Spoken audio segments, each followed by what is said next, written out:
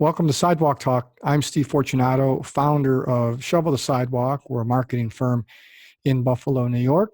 We utilize the power and persuasion of storytelling to build brands and create advertising for our small business clients. The Sidewalk Talk podcast is about stories and storytelling, stories of inspiration, information, and education. And this episode, we are going to hear an inspirational story about a current American citizen who started his life in Vietnam, was forced to escape communism on the last plane out, and was lucky enough to start over in the United States and eventually live the American dream. Stephen Truong is our guest. He's a refugee from Vietnam, ended up in the United States in 1975. Great story. We'll get to that. Steve went on and served 22 years in the U.S. Army, retired Master Sergeant Truong. He spent 5 years active duty, 17 years in the Army Reserves, served as an Immigration and Naturalization Special Agent for Immigration and Customs Enforcement, Special Agent for Customs and Border Protection, Office of Professional Responsibility. Stephen, thanks for your service, and thanks for your time, and thanks for your willingness to tell your story. Oh, you're welcome. Pleasure. So, Steve, I've known you a while. Now you live in the suburbs of Buffalo, beautiful family. I've been trying to get you on this podcast for a while because I think your story is so inspiring.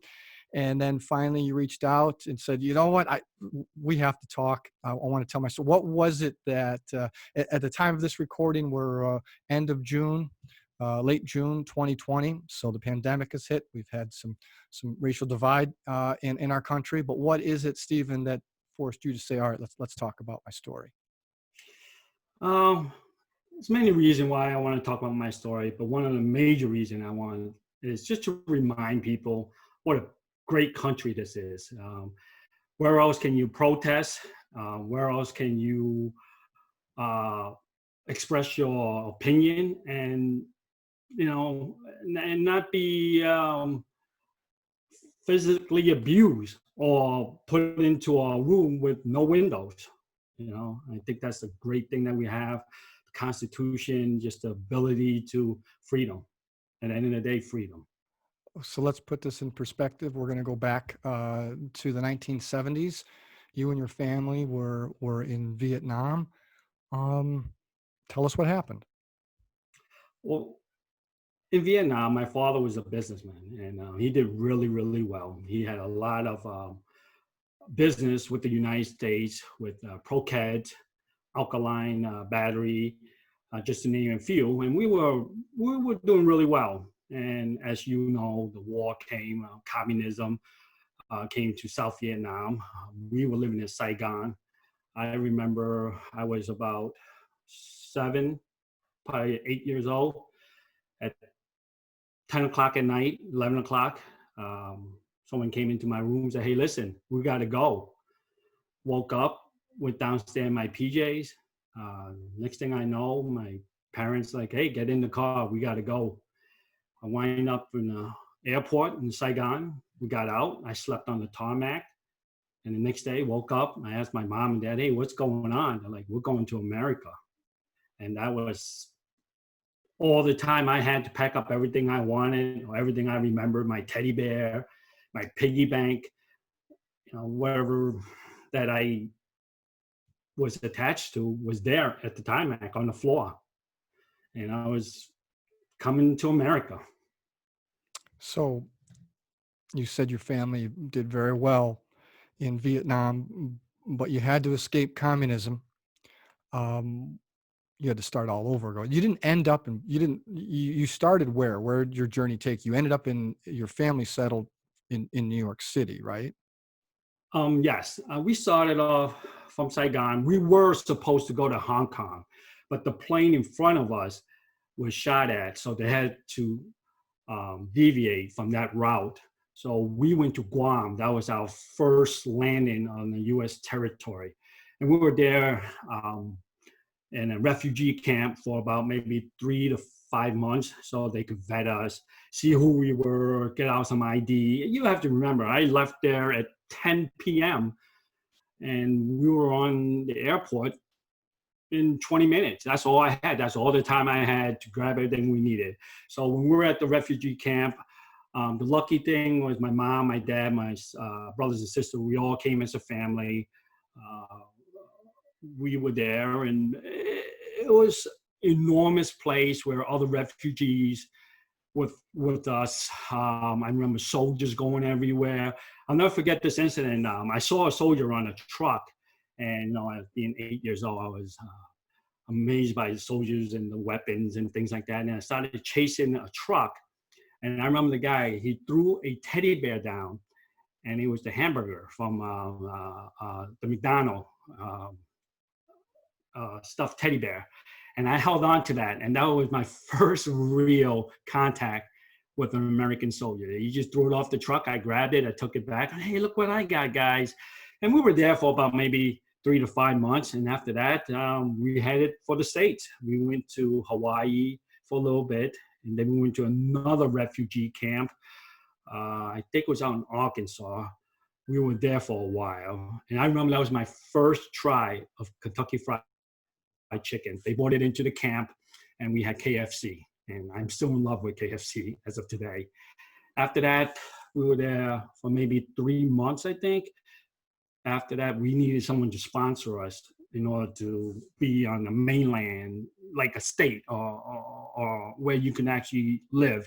My aunt, who lived in Long Island, sponsored us. So we went from Arkansas to Long Island, and that was my home for a little bit.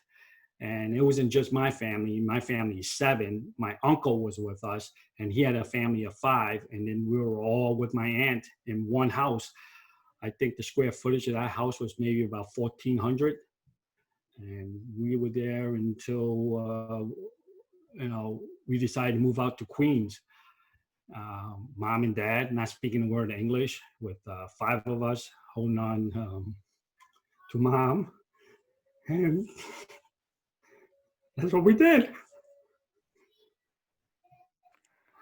Let's set the stage. So you escape communism, last plane out, from what I understand, and you guys did so well in Vietnam. And when you were in America, your parents, talk about inspiration.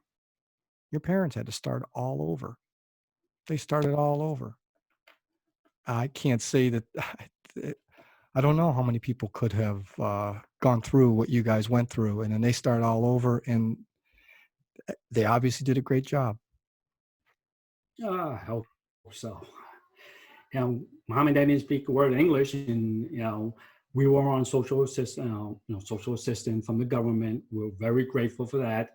And I remember my father always said, "Goes, this is not going to be a long time. This is for us just to get our bearing, and then we're getting off it, because you need to provide for yourself, and we need to be a positive contribution to America." I'll never forget that. We're waiting for the check. Mom and dad worked hard. Mom worked in a sweatshop. Dad was home with us, and he was taking classes to learn English. And we grew up in Queens. We moved a lot. I lived in Elmhurst. I lived in Corona. I lived in Astoria. And, I took the train when I was 11, the subway, by myself. We had to fend for ourselves. Mom and dad. The most important thing was education to mom and dad. Said, no matter what, you better get good grades. And if you go to jail, you're staying in jail. Those are words that you had to live by in the Truong family. So you ended up serving a lot of years. Was that your give back? What were your reasons? That was definitely what I wanted to do. And it's not only me, my brothers did the same thing. We feel that we owe this country so much. It gave me the life that I have now. All the soldiers who went and fought in Vietnam, whether they like it or not, they were there. They gave me an opportunity that I don't know how much I can say thank you. I'm living the American dream. You know, and came from nothing to now I have a family. I'm living in the outskirts of Buffalo. I'm retired. I felt like it was my obligation to pay back to this country, to serve in the military and in my civilian job as a civil servant. I love this country. So, as someone who has experienced the extreme of communism and what it forced you guys to do to coming and living the American dream, as you call it, seeing what you see now. We're not talking left or right, but seeing what you see now going on in our country. How does that? What are your thoughts? How does it make you feel? I'm angry. I'm heartbroken. It's a lot of feelings. I feel that, you know, we as citizens or people who live in here, we're just forgetting that humanity, at the end of the day, we're human beings. It doesn't matter if you're a Democrat or Republican, you know, at the end of the day, you're still labeled as a human being. And I really feel that we've forgotten about that. Like in the early 50s, people hold the door, they say thank you, they say good morning. You don't see that much, even in the outskirts of Buffalo. I mean, growing up in New York City, it's just it's like a rat race, and it just keeps going and going and going. And I think it has to stop sooner or later. And I'm hoping it stops soon.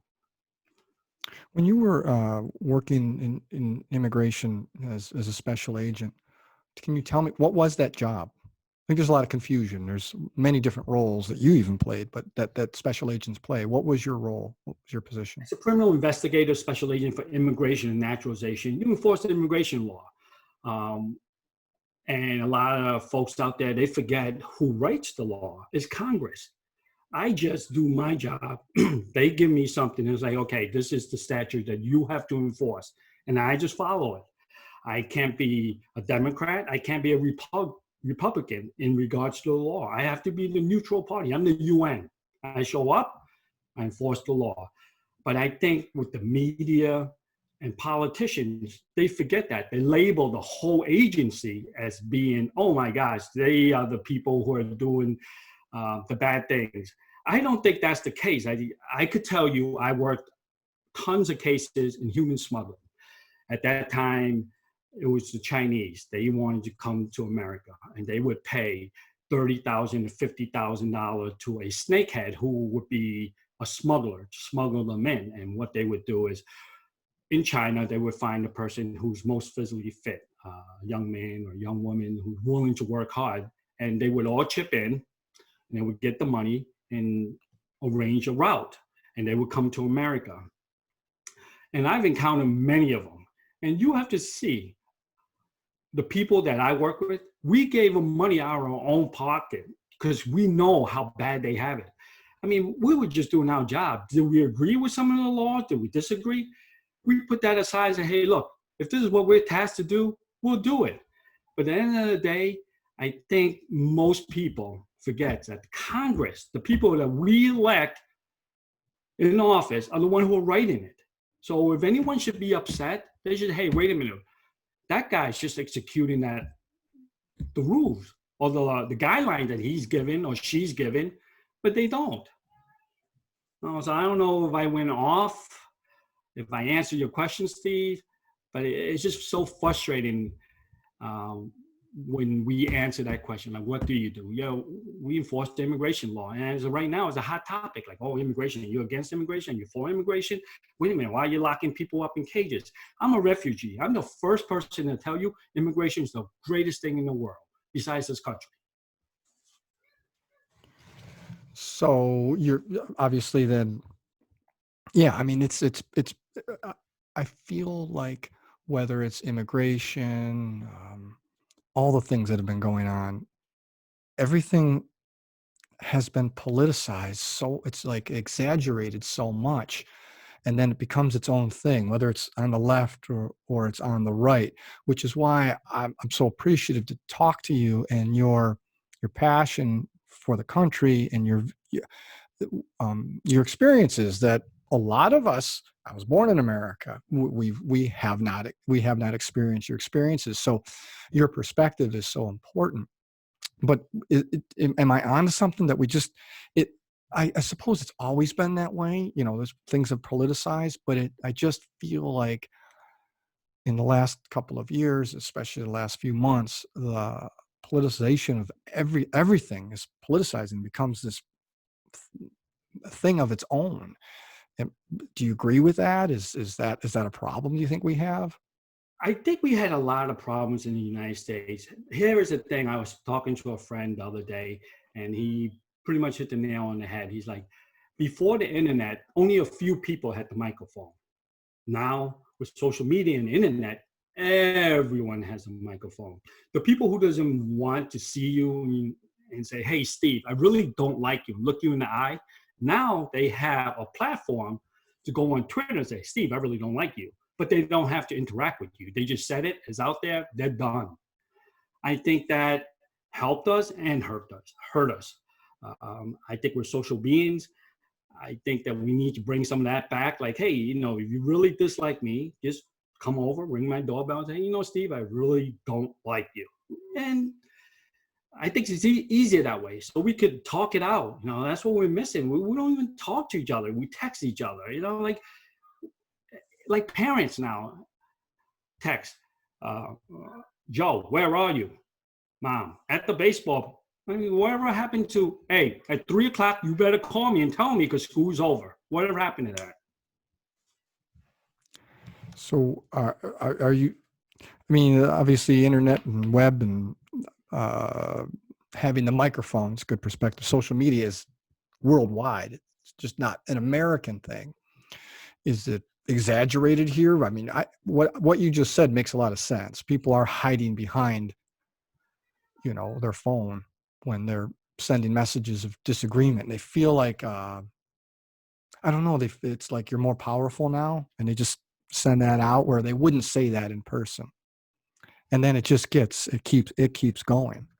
So Right. it's an interesting perspective. Yes. Yes. So I mean, you're obviously you're pretty emotional about the subject. Um, does your Can you talk more about your passion for America? Because I I feel like a lot of people, maybe it's us, and it's you know we haven't experienced some of the things like the World War II generation or refugees like yourself. And we it's like we take it. How about we take it for granted? Our freedoms. We've taken our freedoms for granted. We've taken our country for granted. There ha- How do we recognize this, and how do we do a better job of reaching out to each other and try to understand each? I just feel like people don't understand each other and aren't willing to try to understand each other. Does that make sense? Yeah, it does. I think it has to do with communication. There's no like this podcast. You taking the time to say, you know what? I really want to know what this guy has to say. I don't think it's there anymore. No one wants to take the time to say, you know what? Tell me your story. Why are you so angry? Why are you so happy today? No one has the time. And I feel that people like, it's easier that I fill it in for you because I know what you want. You know, I had a coworker. He loved to talk. He just talk, talk, talk. And every time I go in an interview, I would always say to one of my friends, like, "Oh, he's going to tell the bad guy how he planned this out." So you gotta have a dialogue. You gotta let people talk, and I think that's a big part that we're missing. Most people want to tell someone else's story instead of letting the individual tell their story. I had David Bellavia on as a guest a couple months ago, uh, Medal of Honor recipient, and it was real. And he is on the conservative side. He's a Republican. Um, and the one thing that stuck out to me was he was saying, we need to reach out and communicate more. If you're a Democrat, I still want to help you. I want to know your story. I want to better understand your value system or what you're thinking. And I want you to try to understand me as well. I thought that was really powerful. It is. I think communication is really important. I don't think we have that. I think if there is communication, there's a lot of hurdle to get to it. It's not as open as what you and I are having right now. Time and like you said, people just once they're set in their ways, they don't want to change. And I think you have to, I think when the song "Free Your Mind," just open it up. Uh, I'm not a conservative. I'm not a liberal. At the end of the day, I'm a human being. This is what I think. This is what my father and my mother taught me. This is what my kids taught me, and this is how I feel. I just don't think we have that. I don't want to keep saying, being so negative, but we have to, as a human race, want it. We have to sit down and say, do you really want to be a human being at the end of the day? I think about it, and you say you don't want to be so negative. Well, if we weren't in America, you may not even have that opportunity to have these discussions as it is, right? Well, Steve, I traveled the world for my job. I was acting senior representative for Saigon, the city that I left. I learned a lot. I mean, it was a great opportunity. I've been to Madrid. I worked there. I worked in Barcelona. I worked in Kuala Lumpur, Singapore, Jamaica, and every place I go to, I'll take a foreign national from that country, take them out to lunch or dinner. And then you ask them, you look them in the eye and you're like, hey, listen, what country, if you could go to any country right now, what country do you want to go to? Deep down their heart, they look back and they're like, United States. That answers everything. That answers why is this country? You could go to Iraq. And when they're in a group, that's a different environment. They can protest or whatever they want, Afghanistan, but at the end of the day, you take them in the room and you tell them there's no recording. It's just you, me, and air. What country do you want to be in? I'm willing to bet my life every single person would say United States of America. And that say a lot about country. So, what's if you had the ability to talk to 330 million Americans at one time, what would your message be? Wow. Talk to one another. We're all human beings. Stop hating. It's just so much wasted energy on hating, like all this bottled up energy. If they took that energy and try to find a cure for cancer, I'm sure they would find a cure. It's just negative energy. I'm not trying to tell them to be, they should hug everyone and love everyone, but be open-minded and just listen to people and what they have to say and take a walk in their shoes. There's so many people from so many different paths of life that they had it really, really hard. And you know what? They sucked it up, they moved on, and they try to look at the positive thing in life. I don't want to be, the guy who's going to teach someone who's 90 years old, or I don't want to give an opinion to someone who lived life. That's just how it worked for me. And I feel that maybe if one person out of that 300 something million heard it and do something, and that's great. At the end of the day, we need to start being accountable for our own actions. If you go out there, my father said, hey, look, listen, if you go out there and you do something dumb, that's not on me. I told you not to do that. So it was on you. And you have to start doing things like that. And hey, wait a minute, why is that my fault? It's not my fault. That's your fault. You did it. You were the person who conducted the action. You executed on that action. I had nothing to do with it. I think as soon as we start having a little more communication, accountability, hopefully we'll be back on track. This country is awesome. And the way we keep going down the road with, with Seattle, the social unrest of Black Lives Matter, you know, we need to sit down with them and talk to those leaders. Here's my question.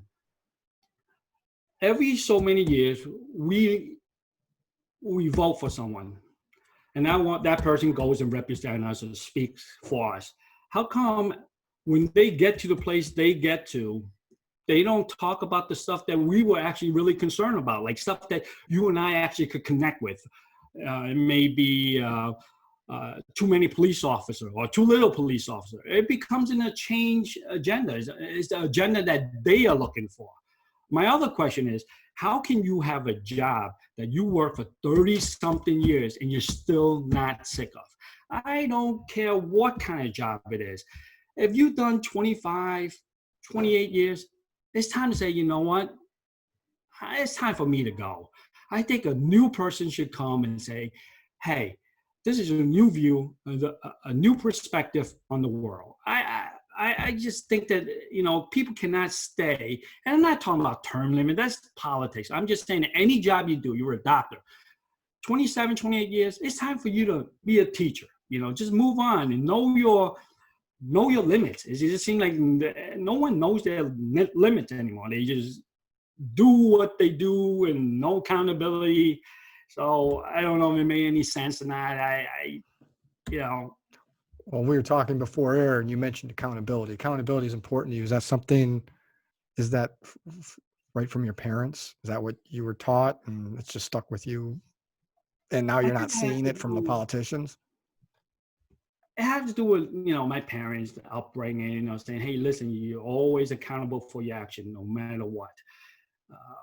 Politicians, I don't want to get into politics, but my question is, how can every single politician start off not a millionaire, but they end their career as a millionaire? I'm a civil servant. I'm definitely not a millionaire. They were a civil servant, but I am very, very confident that 99.9% of them come out as millionaire. How can that be? Can someone answer that question? And the media, since we're talking about how I feel, and like the media, they have the most powerful job in the world.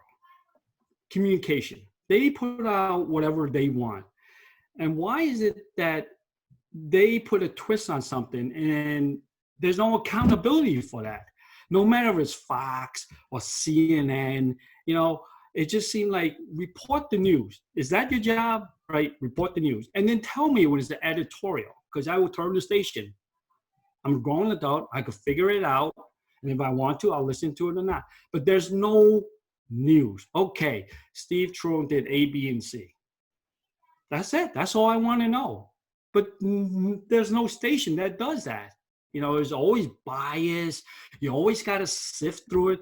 I remember at one time, I'll come home from school, mom and dad say, okay, it's time to watch the news. We turn on the news as a family. Ask that question to your viewers. How many people come home, sit down, and watch the news as a family? That's a good question. Yeah, I mean, I had Tim Wenger on, who is he's the news director, operations person at WBEN News Radio 930 in Buffalo. And I talked to him about fake news and all that. And one of the things that he did say that I agree with is there's been, for whatever reason, competition is one reason, but there's been a merging of like opinion versus news into it used, like I think that's the point you're making. It just appears that a lot of times, whichever network or whatever you're reading, the opinion actually is positioned as news, and Yes. that has got to be separated. Yes. That has got to be separated. I see that as a major problem, and that's why a lot of people like yourself, when you're saying, smart enough, I can figure it out.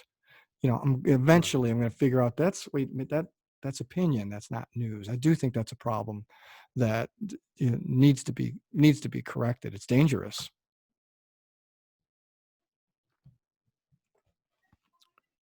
All right, we're talking with Stephen Truong. Stephen, I say the last name right? I always say Yes. Truong. Wrong. Okay. True. Yes. So, Stephen, a refugee from Vietnam, who I've gotten to know, is a great guy and is a great cook. So talk about something you like. Give me some food stuff. What's your favorite? What's your favorite? You make great soup. I know that. Dumplings. I could do that one. I'm pretty good at the dumplings. Dumplings. That's it. When you gonna open up your own restaurant? Your wife is gonna Oh not boy, gonna be I happy don't that I know. asked you this. Yeah, no, Steve. I don't think we should do that on the podcast. I get divorced. No, another time. Maybe over All a cup right. of coffee at a All right. local coffee shop. How's that? All right, man. I appreciate you, Steve Truong. Thanks for your time. Thanks for your perspective. Truly inspiring story. Your parents, your family, having it all, literally giving it all up for freedom and starting all over, and working your way back, utilizing and taking advantage of the American dream. That's fantastic. So glad that you're an American citizen. Glad I got to know you. And thanks again for your service, and thanks for your perspective. Thanks, Steve. I just want to say one thing out there. Thank you, America, for giving me the opportunity to live here and raise a family. You can download all of our Sidewalk Talk podcasts on your platform of choice. You can also watch any of our podcasts by visiting our website, shovelthesidewalk.com. And if you or someone you know has a story of inspiration, information, or education that you think needs to be shared, fill out a simple form on our website and we'll get back to you and we'll record an episode. Thanks again for listening. Thanks for watching and participating. I'm Steve Fortunato, and this has been Sidewalk Talk.